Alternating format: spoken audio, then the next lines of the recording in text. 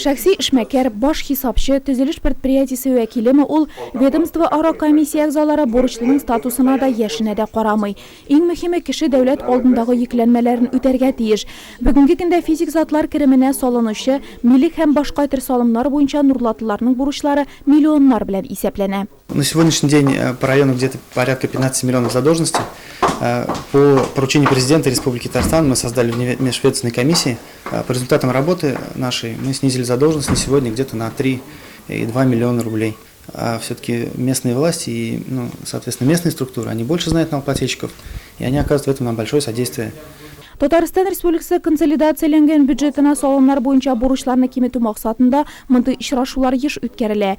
Бурычлыларга салым инспекциясе гына түгел, прокуратура, хукук саклау вәкилләре, суд приставлары сорауларына да җавап бирергә туры килә.